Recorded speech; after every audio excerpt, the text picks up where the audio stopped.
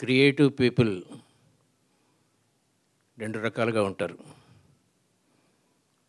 నేను నమ్మిందే తీస్తాను అనేవాళ్ళు, నేను నమ్మిందే రాస్తాను అనేవాళ్ళు ఒకళ్ళు, రాసింది 10 మందికి చెప్పి మళ్ళీ మార్చేసేవాళ్ళు ఒకళ్ళు. నేను సెకండ్ టైపు, ఇతను ఫస్ట్ టైపు.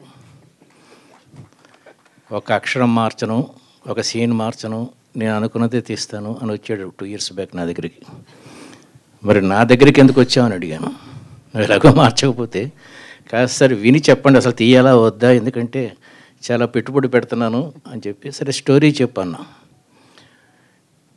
నాలాంటి కొంచెం ఎక్స్పీరియన్స్డ్ రైటర్స్ దగ్గర కూర్చున్నప్పుడు కొత్త డైరెక్టర్స్ భయపడి ముందు క్లైమాక్స్ చెప్పి, తర్వాత ప్రారంభం చెప్పి, తర్వాత ఇంటర్వ్యూలు చెప్పి రకరకాల కన్ఫ్యూజ్ అయిపోతే, సత్యానంద్ అని చెప్పి మీకు తెలిసే ఉంటుంది, 300 films చేసిన గ్రేట్ రైటర్, మా ఇంటి పక్కనే ఉంటాడు. అతను పిలిచాం. అసలు ఈయన చెప్పింది ఏదో విని నాకు అర్థమయ్యేలా చెప్పయ్యా అని చెప్పి సత్యానందని అడిగాను. Then he analysed. ఇదేదో బాగుందయ్యా, ఇంతవరకు ఇలాంటి సినిమా రాలేదు తెలుగులో కాదండి, ఏ భాషలో కూడా రాలేదు. ఇప్పుడు మీరు చూడబోయే ఈ సినిమా ఏ భాషలో కూడా రాలేదు.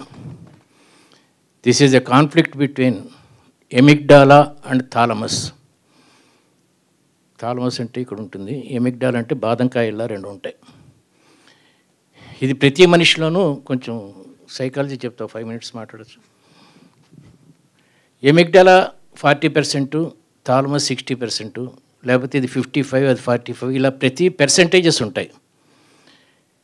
ఒక చిన్న ఉదాహరణ చెప్తాను. ఒక కుర్రోడికి కొత్తగా పెళ్ళయింది.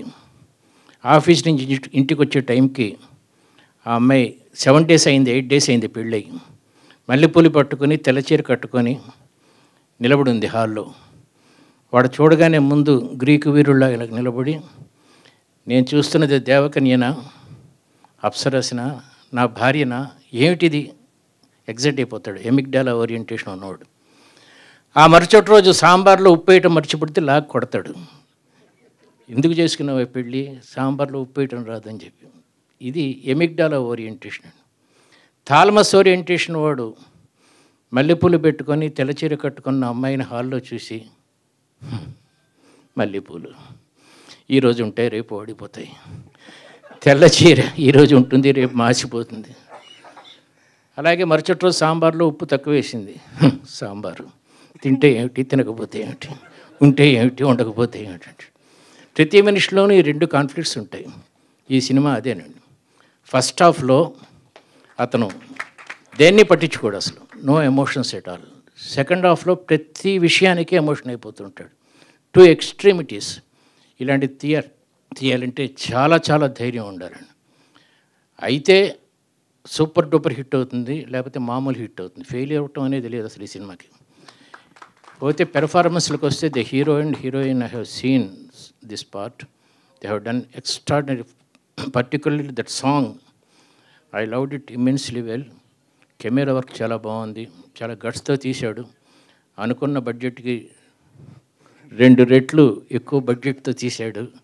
కొత్త డైరెక్టర్లు అందరికీ ఉన్నదే ఇది. I wish all the best Babu. I wish all of you the best. Thank you very much. Thank you, sir. Thank you so much.